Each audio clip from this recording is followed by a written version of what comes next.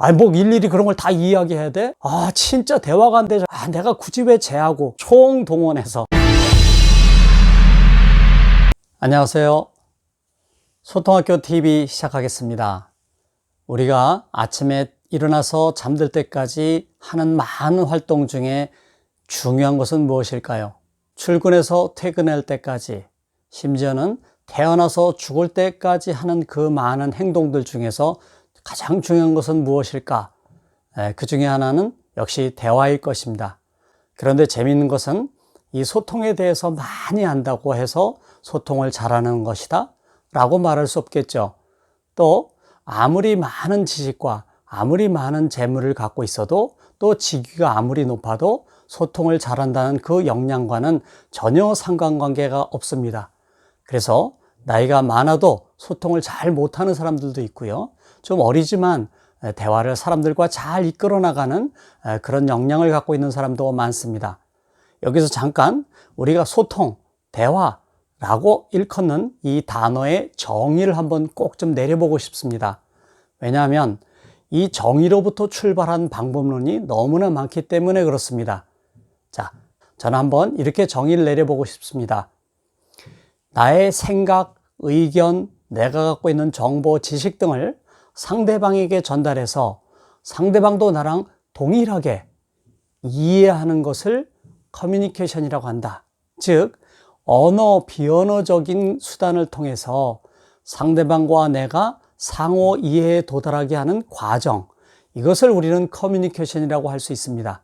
그런데 나는 이럴 의도로 말했는데 저 사람은 저렇게 받아들이면 우리는 흔히 오해가 생겼다라고 하죠. 이해 반대말.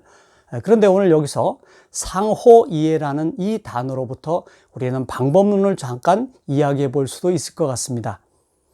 상호 이해, mutual understanding이라고 하죠. understanding. 우리로부터 참 많이 생각하게 해주는 단어입니다.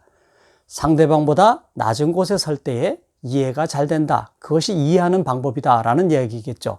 직위가 있거나 어떤 계층이 있을 때에 윗사람은 아랫사람을 이해하기가 좀 어렵고, 아랫사람도 윗사람을 이해하기가 참 어려운 면은 분명히 있는 것 같습니다. 그래서 좀 더 낮은 자세로, 상대방 눈높이에 낮춰서 겸손된 자세와 방법으로 대화를 할 때에 더욱더 원활하게 이해에 도달할 수 있을 것입니다. 저는 여기서 첫 번째로 대화의 양을 정말 강조하고 싶습니다. 대화가 많지 않으면 이해에 이를 가능성은 적습니다. 상대방이 어떤 처지에 있고 어떤 상황에 놓여 있고 어떤 고민을 하는지 이해하지 못하는 상황에서는 아무래도 우리가 목적하는 일이면 일, 관계면 관계가 진전될 수 없을 것입니다. 그래서 좀 더 잦은 대화, 좀 더 많은 대화를 하는 것은 상대방의 생각도 이해할 수 있고 상대방의 처지와 입장도 이해할 수 있어서 이후의 대화라든지 또 이후에 어떤 상황이 되었을 때 정말 좋은 소통을 해나갈 수 있는 가장 기반이 된다, 이렇게 말할 수 있을 것 같습니다. 팀장이 어떤 고민을 하고 어떤 생각을 갖고 있고 어떤 입장에 있는지를 좀 더 직원들에게 좀 더 설명하고 자세하게 자기를 밝힐 때 직원들도 저분이 저런 상황에 있구나 라고 이해할 수 있을 것 같습니다.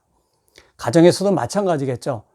좀 예를 들어드리면 어떤 남편이 갑자기 부인에게 이야기합니다. 여보, 나 내일 저 어머니한테 좀 갔다 와야 되겠어? 왜? 내일 우리 같이 등산 가기로 하지 않았나? 아무튼 좀 갔다 와야 돼. 왜 가냐고.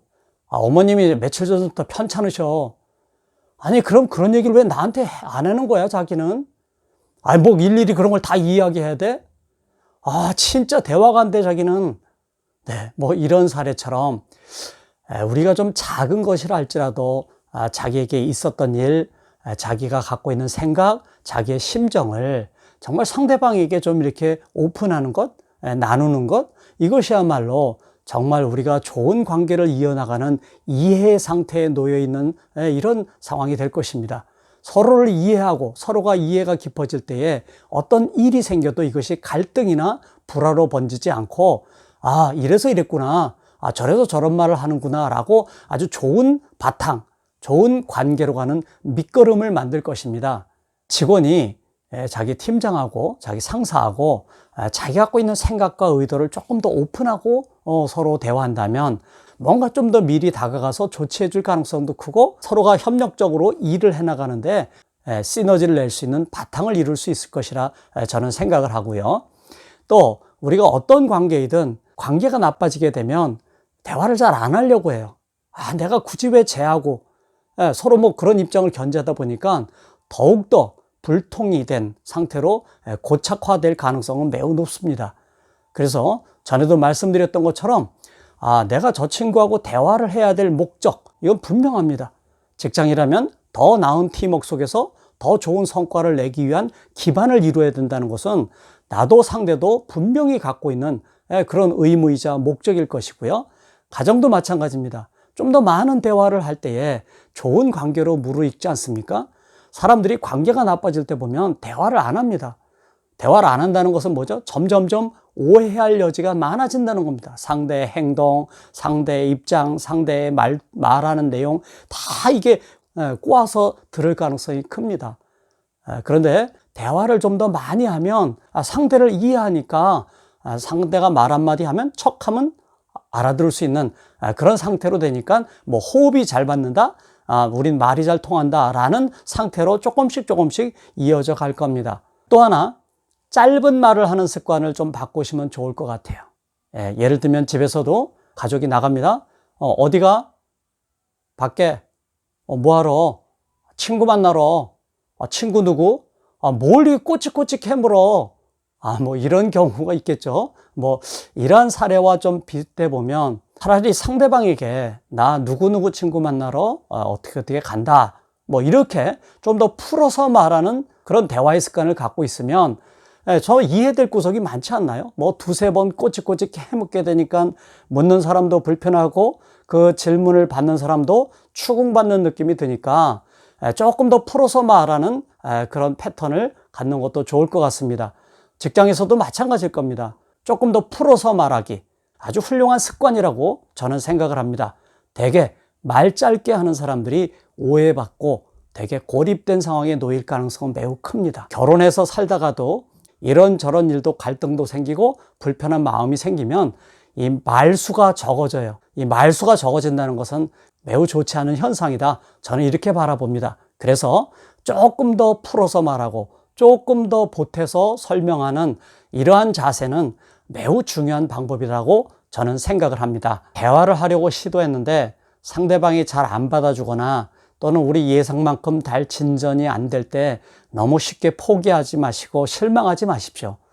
대개 어떤 상황이라는 게 어떤 하나의 작용으로 인해서 금방 변화하고 금방 원하는 만큼 진전되지는 않지 않습니까?